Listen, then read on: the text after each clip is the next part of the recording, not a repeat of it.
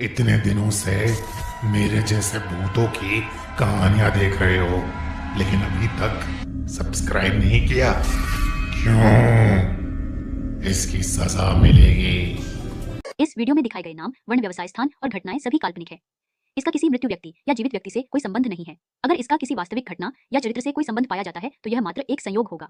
इस वीडियो में कुछ डरावने तत्व दिखाए गए हैं और उसे परिपक्व को दर्शकों के लिए उपयुक्त है। नैन्सी, दरवाजा मत खोलना। कोई भी हो इस वक्त घर के अंदर नहीं आना चाहिए। ओ स्टॉप इट राहुल, तुम भी ना क्या बकवास करते हो।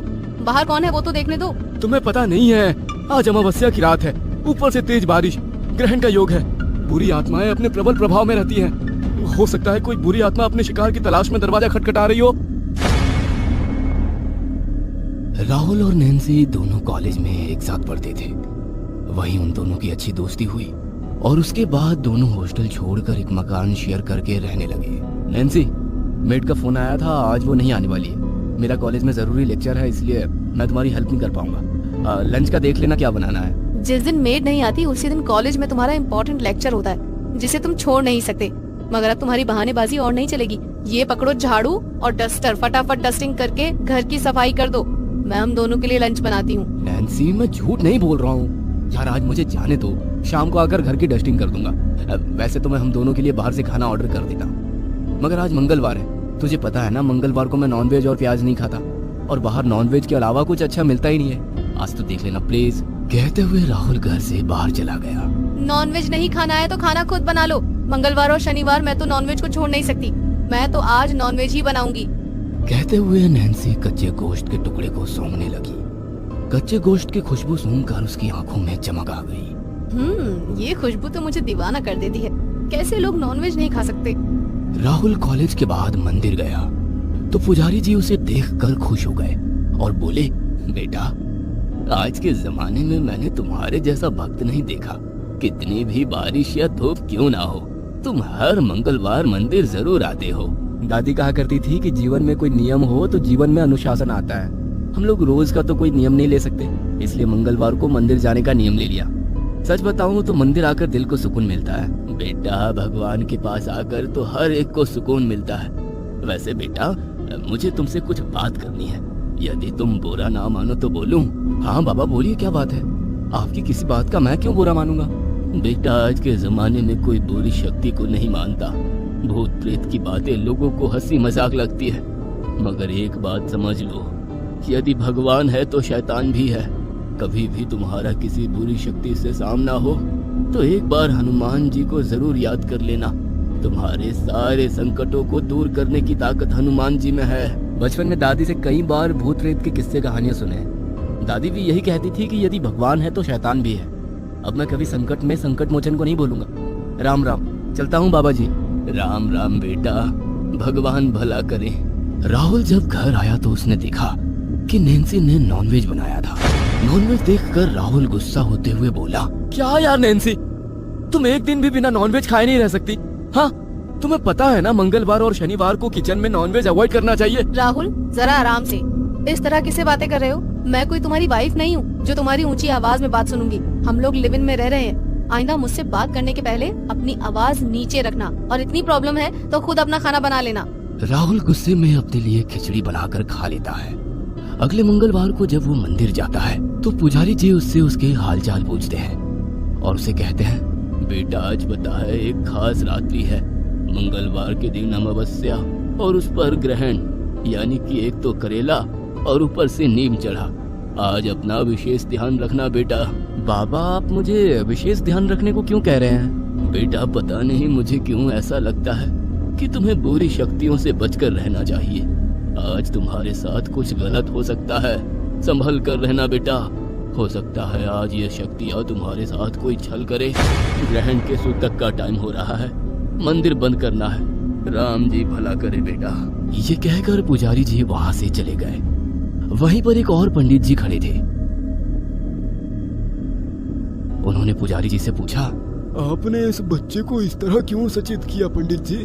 पता नहीं क्यों मुझे लगता है कि इस बच्चे के आसपास कोई बुरी शक्ति है जिसे ये पहचान नहीं पा रहा है। इसे कुछ दिनों के बाद विश्वास में लेकर उस बुरी शक्ति का पता लगाना ही होगा। तब तक भगवान इसका भला करे। पुजारी जी की बातें सुनने के बाद राहुल के मन में एक डर सा बैठ गया। वो सोचने लगा, पुजारी जी ने कहा है तो बस आज की बात है। आज पूरा दिन घर पर ही रहूंगा, किसी से ना तो मिलूंगा ना किसी को घर में आने दूंगा, फिर कैसे चल होगा। घर आकर राहुल ने देखा कि नैन्सी गाने सुन रही थी और उसे देखकर मुस्कुराते हुए बोली, तुम्हारा ही वेट कर रही थी। सब लोग मूवी जाने का प्लान बना रहे हैं, हम लोग भी चले? नहीं, मुझे कहीं नहीं जाना।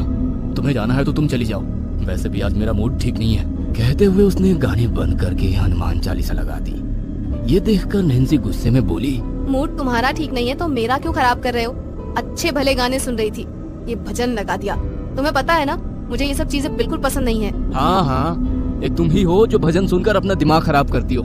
जाओ, तुम्हें जो समझ में आए करो, मुझे अकेला छोड़ दो। कहकर राहुल अपने कमरे में चला गया। राहुल के जाने के बाद नैन्सी ने और जोर से गाने बजाने शुरू कर दिए।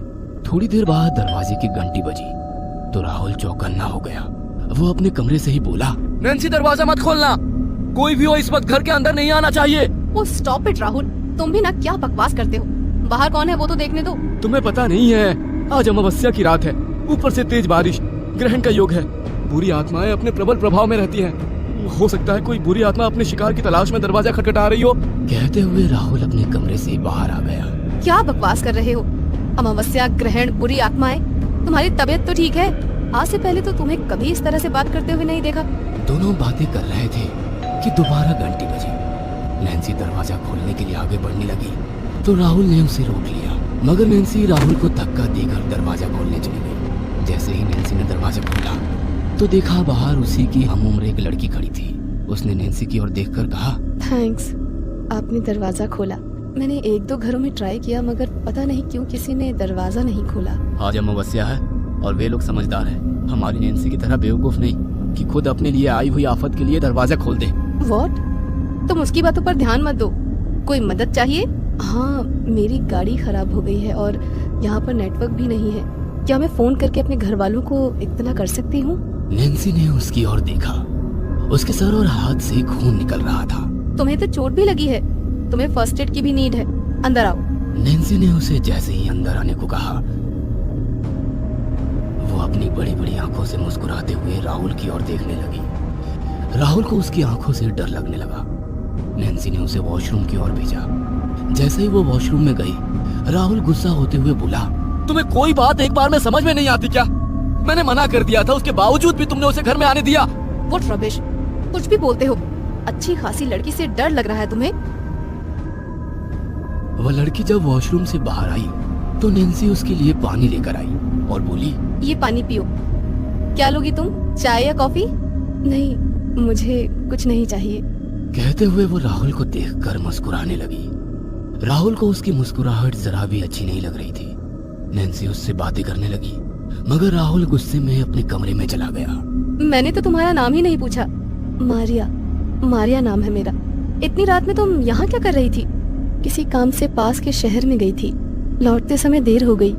बस कुछ ही दूरी पर मेरा घर है, बारिश के कारण पैदल नहीं जा सकती थी। अभी कुछ देर में घर वाले आ जाएंगे। रिलैक्स, जल्दी करने की जरूरत नहीं है। नैन्सी और मारिया दोनों बातें कर रहे थे, मगर राहुल की धड़कनें तेज हो रही थी। उसे बार बार पुजारी जी की सारी बातें याद आ रही थी। बस आज की रात निकल जाए, फिर मैं इस नैन्सी की बच्ची को बताता हूँ, किसी को भी घर में आने दे देती है। राहुल सोच ही रहा था कि अचानक उसे चीखने की आवाज आई। राहुल को कुछ समझ नहीं आया। वह कमरे से बाहर निकला तो फर्श पर खून बिखरा हुआ था। वह जोर से चिल्लाता हुआ बोला, नैन्सी, मैंने कहा था ना किसी को भी घर में मत आने देना, मगर तुमने मेरी बात नहीं मानी। देखा ना क्या हुआ, तुम्हें जिस बात का डर था वही हुआ। ये मारिया एक छलावा है। पुजारी जी ने कहा था छलावा हमें नुकसान पहुंचा सकता है। राहुल बोले जा रहा था, तभी नैन्सी ने उसकी ओर देखा। राहुल उसका वो रूप देखकर डर गया। नैन्सी के हाथों में मारिया का हाथ था जिसे वो चबा रही थी। नैन्सी ने मुस्कुराते हुए कहा, छलावा मारिया नहीं, मैं हूँ। मारिया को तो तुम नहीं बचा पाए, तुम्हें कौन बचाएगा? नैन्सी अपने असली रूप में आ गई। उसका रूप देखकर राहुल डर के मारे कांपने लगा। उसका पूरा बदन पानी पानी हो गया। नैन्सी राहुल की ओर बढ़ने लगी। नैन्सी ने राहुल को गले लगाया और कहा, हम तो इतने दिन से लिव इन रिलेशनशिप में हैं, तो बताओ कैसा लगा मेरा असली रूप? राहुल के मुंह से शब्द ही नहीं निकल रहे थे।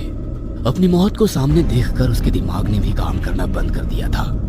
नैन्सी उसे सूंघते हुए बोली, मांस एक अलग ही नशा होता है। मुझे मांस सूंघकर ऐसा लगता है कि बस इसे जल्दी से खा लूं। इतना कहकर नैन्सी ने राहुल के कान को जोर से काटा। राहुल जोर से चिल्लाया। एक ही पल में नैन्सी ने राहुल का मांस उसके जिस्म से अलग कर दिया और मांस को खाते हुए बोली, वाह, इसे कहते हैं लजीज मांस। राहुल दर्द से करा रहा था और नैन्सी के पकड़ से छूटने की कोशिश कर रहा था, मगर उसकी कोशिश भी काम नहीं आ रही थी। इतनी भी क्या जल्दी है, अभी तो खाना शुरू हुआ है। ऐसा कहकर नैन्सी राहुल को और कस के पकड़ने लगी। अपनी मौत अब तय है, इस ख्याल से राहुल पूरा डर गया। मगर अचानक उसके दिमाग में क्या आया, उसने नैन्सी को कस के गले लगाया। अरे वाह, लगता है शिकार खुद हलाल होना चाहता है। राहुल ने अपने होठ नैन्सी के कान के पास लाए और जोर जोर से हनुमान चालीसा पढ़ना शुरू कर दिया। जय हनुमान ज्ञान गुण सागर, जय कपी सिति लोगो उजागर। अब पासा पलट गया। नैन्सी को हनुमान चालीसा सुनकर दर्द होने लगा। अब वो दर्द से चिल्लाने लगी और राहुल के पकड़ से छूटने की कोशिश करने लगी। छोड़ दो मुझे, मुझे दर्द हो रहा है, छोड़ दो। मगर राहुल ने उसे और कस के पकड़ लिया और हनुमान चालीसा का जाप जारी रखा। अचानक नैन्सी का पूरा शरीर जलने लगा और एक चीख के साथ नैन्सी राख बन गई। इसके बाद राहुल भी बेहोश हो गया। उसकी आंख खुली तो वो हॉस्पिटल में था। कुछ महीने हॉस्पिटल में गुजारने के बाद वो अपनी नॉर्मल लाइफ में वापस आ गया है। मगर जब कभी उसे नैन्सी का वो रूप याद आता है तो उसकी रूह कांप जाती है।